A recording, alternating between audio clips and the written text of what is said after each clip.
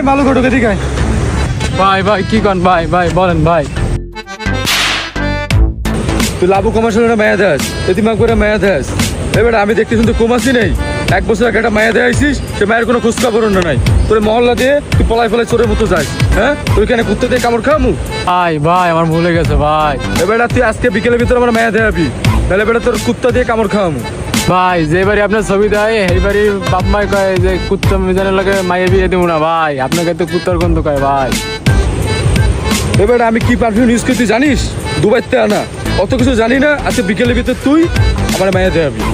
Emergency বিয়ার কথা কইছেন ভাই, আমার হাতে একটা মাই আছে, আপনি দেখতে পারেন ভাই। এই মায়ের ছবি দেখা। ভাই এই যে মাইয়া ভাই। ও, এই মাইয়া দিয়ে পড়ি, আমার এই মাইয়াই লাগবো। তো বিকেলের ভিতরে ব্যবস্থা কর। তুই তাহলে এই নিয়ে কিছু কিনে খাস তুই এনে।